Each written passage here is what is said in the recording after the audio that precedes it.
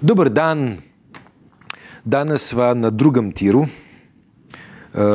Koalicija je pravkar sprejela zgodovinsko odločitev, da gremo v projekt vreden 1,4 milijarde za ene 400 milijonov cirka.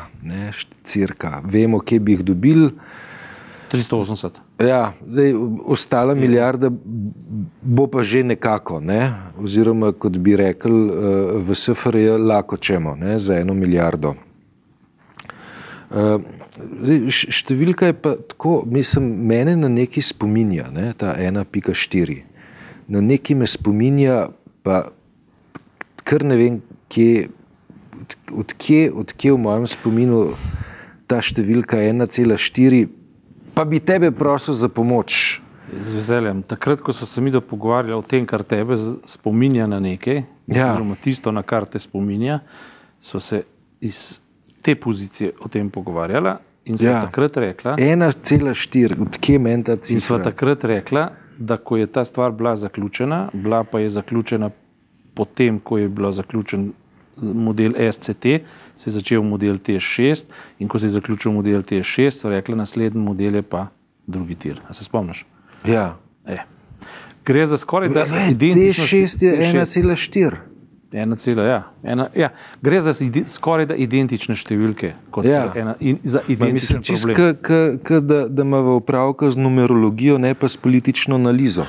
Veš, kaj je problem? Problemov tukaj je kar nekaj. Največji problem je v tem, da smo midva takrat to vlado pač pospremila z pričakovanjem, da bo delala drugače, kot so delale vlade, ki so se vdale v korupcijo TS6. In pa seveda tudi politične skupine in pa lobijske skupine. Seveda zdaj je težko zanikati, da se je ustvarilo neko okolje ali pa ideologija, da mi pač drugi tir rabimo, potrebujemo. Ja, ampak praktično vse to vrstne zgodbe so se na tak način začele, da to, kar naj bi naredili, rabimo, potrebujemo. Zdaj pa treba pohteti. Potem naslednja komponenta je, da imamo hiter, zato ker. In potem, če hočemo imeti 380 milijonov od Evropske unije, moramo začeti takoj, pa takoj projekt narediti. Seveda, zdaj, kaj moti pri tem projektu v izhodišču? Ti nisi strokovnjak, jaz nisem strokovnjak, ampak strokovnjaki so se pa že oglasili in so povedali, da je ta projekt vreden kvečjemu 800 milijonov evrov, ne pa 1,4 milijarde. Se pravi 600 preveč, spet. Kvečjemu 800. Potem so interpretacije, da so pač gradbeniki in gradbeni lobiji ugradili nekaj rezerve, zato ker je to kraški svet in bi lahko prišlo do nepričakovanih podražitev. Ampak zdaj, če na kraškem svetu med vrtanjem tunela za drugi tir odkriješ novo Postojnsko jamo, si s tem naredil celo dodano vrednost, ki bo koristila našemu turizmu. Ampak tisto veš, da se nenadoma spremeni geografska struktura. Bo vlak peljal skozi novo Postojnsko jamo? Mislim, ta retorika me spominja na šentviški predor. Mene pa spominja na večkrat citirano doktrino šoka, ko se nekaj zgodi, pa hitro treba zmetati denar v nekaj, kar bodo imeli prijatelji, pa zavezniki, pa podporniki korist. Mislim, tukaj v izhodišču smrdi do stropa. Predvsem zaradi tega, ker kaj se spet dogaja. Popolnoma enaka, neduhovito enaka schema, pa še nekaj. Ti ne moreš začeti enega projekta, če nimaš finančne konstrukcije zaprte. Od začetka do konca. In to ni zdaj vezano na v teh dneh se pogovarjamo ali pa poiskati bomo morali javno-zasebno partnerstvo in tako naprej. Te stvari morajo biti transparentne. Ko sem midva spremljala to vlado v novo življenje in Slovenijo ven iz krize in logike trojke, so takrat prav kot številka 1 poudarjala, da morajo vse stvari se dogajati transparentno, ker potem bodo ljudje razvili neko zaupanje. Jaz nikogar ne obtožujem še. Jaz bi tako rekel, da če bodo razpisi narejeni na korekten način odprti, ne, da ne bodo izključujoči za nikogar. Ne. Potem je mogoče tale cifra, ki je bila meni od nekje znana, pa se ti zahvaljujem zdaj še enkrat, da si me upozoril odkje, mogoče padl pod milijardo. Ne. To je že zmeraj preveč. Ne. Če strokovnjaki jasno in glasno povedo, da skladno za prakso, kakršna je znana povsod po svetu, po celi Evropi, pač ne sme preseči 800 milijonov. 27 km je 800 milijonov. Ja, pika. Potem pa govor kar češ, čar je kar češ. Ampak ni logike, da bi spet naredili neke nove gradbene barone, tako kot smo jih v primeru SCT, in seveda zraven se potem zaradi cel politični brlog teh medvedov. Mi si tega res ne moramo špogati. Nezaupanje ljudi se bo povečalo. Istočasno na drugi strani tega laksnosti finančne, se pravi, na isti strani so še banke, oziroma vsaj te dni se govori, tukaj so verjetno strokovno prekratka, da bi lahko... Ker s ponosom priznava. S ponosom priznava, da so strokovno prekratka, kajti ekonomisti sami še niso priznali, da so strokovno prekratki, ker če ne bi bili, sicer ne bi padlo tako bulo. Ampak je pa nekaj res, tam gre za neke zapletene zadeve, neka logika pa je enostavna. Takrat, ko je treba oglobiti, zdaj ne bom uporabil sindikalističnega besednjaka, ampak delavce, recimo v javnem šolnike, oziroma zdaj se Semolič pa Štrukelj, se zelo energično borita prav z primerjavami med njimi in med bančnim sektorjem, v katerem je vse zavito v integrale in kvadratne korene, medtem kot lepa stvar zelo enostavna, zmanjšati morate plače. Tam pa nič ni tako enostavno, pa bi morali biti ravno tako enostavno. In to logiko pa kupim. Ti strokovnjaki iz javnega šolstva, ki poskušajo pokazati, da je na dolgoročno Slovenija ali pa družba, katerakoli družba sveta, rešljiva samo po ključu dodane vrednosti. In med tem, da ti prideš do dodane vrednosti in tem, da danes šolaš ljudi z omejenim budžetom, bi v tem razponu, v tem oklepaju bi moralo biti veliko integralov, kvadratnih korenov, iracionalnih in racionalnih števil in vsega tega. Pa ni. Medtem ko tam, kaj pa stvar banalno, bom rekel, kruto, enostavna, imaš kapital, ki uničuje, tam noter je pa formul ekonomističnih, oziroma ekonomsko utemeljenih matematičnih formul, kar češ. S tem je nekaj narobe. Greva nazaj na drugi tir. Imeli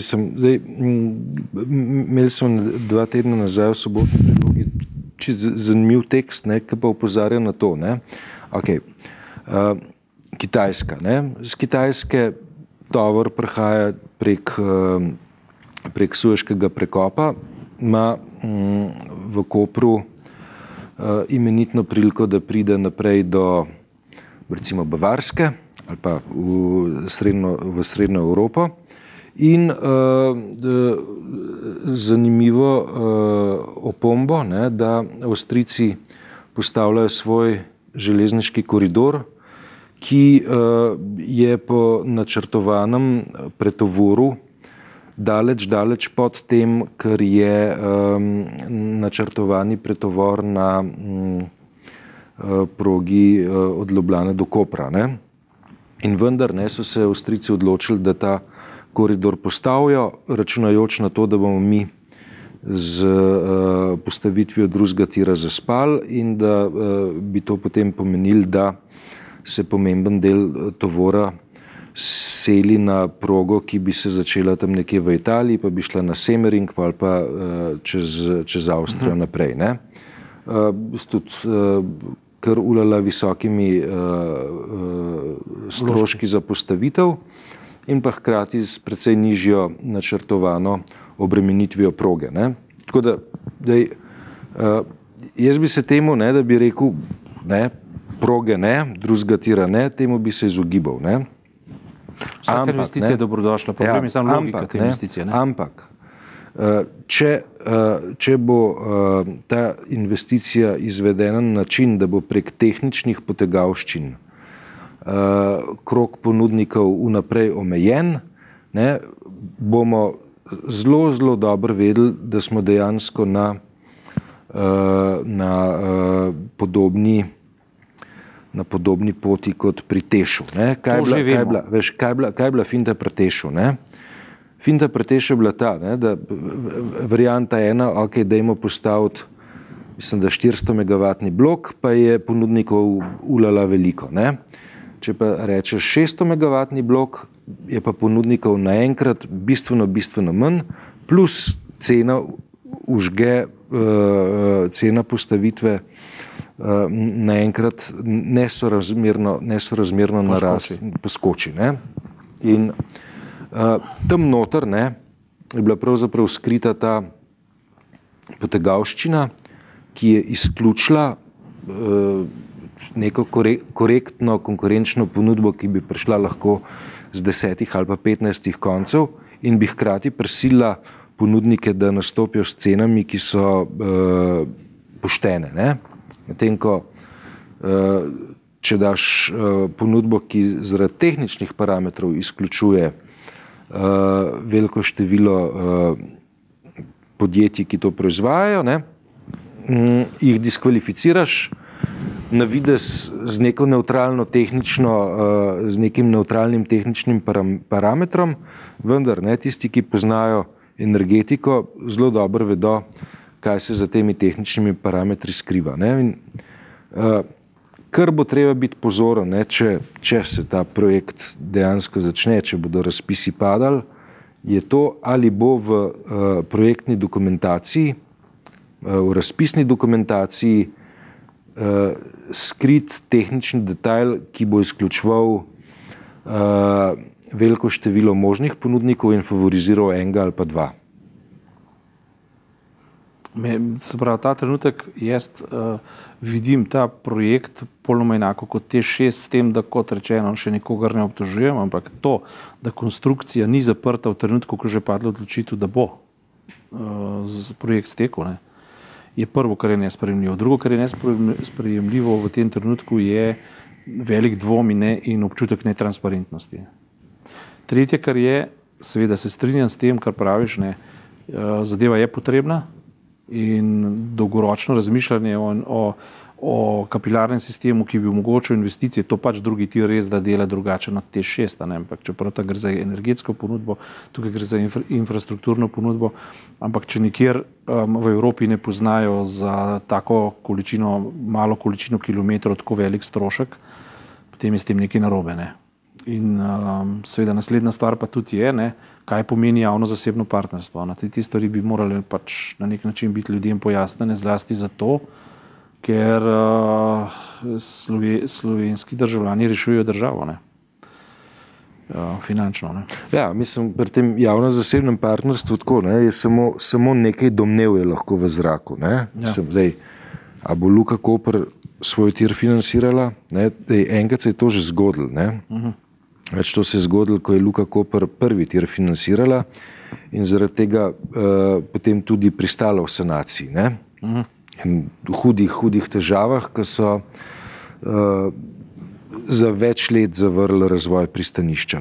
Drugič, možna špekulacija, da nov koncesionar dobi možnost za postavitev še enega pomola. O tem se govori. Ja, pa je ob tem, ko dobi koncesijo za postavitev še enega pomola, kar pomeni Luka Koper 2 v resnici.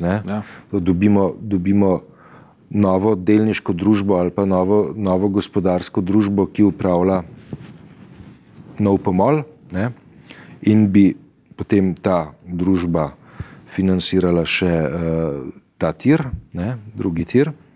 Zdaj, lahko pa špekuliramo naprej. Ne bi bilo nič narobe, transparentno mora biti. Ja, lahko pa špekuliramo naprej.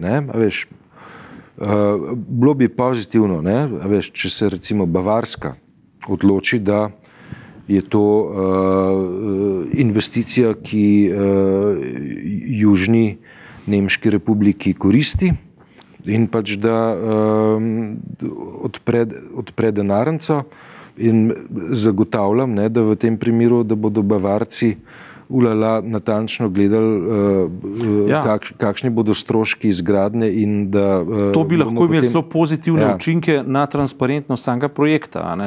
In na samo ekonomiko projekta. In verjameva, upam, da se bo stvar tako tudi razvijala, ampak v tem trenutku so pa stvari nastavljene tanko tako, kot si ne bi želeli. Veš, Bavarc ne bo dal v BMW sestavine, ki bi bila dražja od sestavine, ki tam mora biti. Pač bo premislil, a bo aluminij in pleh in karkoli bo noter ugradil, dobil po ceni 1 evro ali evro pa 1,4 evra. Ali pa 0,8 evra. Stranski produkt tega je samo, če vstopimo v to logiko, je to že potrditev logike, da razprodajamo praktično infrastrukturo. To je pa zdaj. To je naslednjo, to je drugo poglavje. Tri so pa Kitajci, ki pa, če špekuliram, njihov interes je, da se pomorske poti skrajšajo, če gre blago skozi Sueški kanal in pride do severnega Jadrana, je to nekaj dni krajša plovba, kot če gre blago v Hamburg, Rotterdam ali kakšno drugo severnomorsko pristanišče, in solidno povezavo je lahko to blago v srednji Evropi pa do srede Nemčije občutno prej kot prek Hamburga. In je zaradi tega... Ali ključno vprašanje je samo to, ali vse to, kar se dogaja, vložek v Slovenijo dodane vrednosti, ali je to vložek v železniško postajo Slovenije, na kateri se srečujejo tisti, ki vejo, kam potujejo? Mislim, kar se meni zdi pomembno, je, da je pri poslu, če bo izveden, zagotovljen maksimalni fair play, pri katerih ne bo udeležencev v igri, ki bi na eni strani nasprotnikov noge lomili, na drugi strani pa z zvijačami, goljufijami, nasiljem ali čemarkoli si priborili nesorazmerno korist. In a se to nas tiče? Mislim, da se nas. Seveda se nas. Bi pričakoval od pristojnih, da to diskusijo naredijo javno. Mislim, če gremo nazaj gledati, manevre okrog T6, začnemo projekt. Potem je projekt tam na 2/3 prepeljan, na kar pride lobby elektrogospodarstva v parlament in začne zvijati roko parlamentu, dajte poroštva za zadnjo tretjino denarja, dajte državna poroštva. Na teh državnih poroštvih, če bodo slučajno nekoč unovčena zaradi tega, ker ekonomika Teša ne bo v redu, v zelo veliki miri stoji in pade ekonomika države kot celote. In to, če smo doživeli z Tešom 6 in upam, da bodo čim več ljudi zaprli v svarilo drugim, bi priporočil, to je virtualno tako, našim kriminalistom, pristojnim preiskovalcem ali pristojnim organom, da ne napišajo bjanko ovadbe, že vnaprej, da tisti, ki bodo poskušali goljufati, ne že vnaprej vejo, da bodo ovadeni, da bodo najdeni, ovadeni in sprocesirani. In da se bodo potem poskušali izmikati arestu. Ker to se ne sme več ponavljati. Mislim, te lekcije smo zdaj vzeli že z velikim SCT-jem, ki je v bistvu za kulturo naredil najbolj nekulturno krajo. Se nadaljevali v obliki T6 in levo-desnih iger, ki so v bistvu naredili, na glavo nakopali največje sramote v stilu Grčije, v stilu stare Grčije, stare Grčije, ki je v bistvu bila sposobna sprejemati podkupnine za to, da je delovala proti lastnemu narodu in proti lastni državi. In to je neka logika, s katero moramo presekati. In že v izhodišču povedati, imamo vas na očeh, točno vemo, kam boste stvar peljali in zato ti rečem, ta trenutek jaz v drugem tiru vidim natanko ponovitev T6 in čist nič drugega. Pričemer je vprašanje, mi to rabimo ali ne sekundarno, ker itak vemo, da rabimo. In tudi vemo, da bi bilo dobro. Ampak na vse tisto, kar v Sloveniji bi bilo dobro, se je v zadnjih 50-100 letih vedno cepilo nekaj slabega. In to je treba preprečiti. Zmenjeno.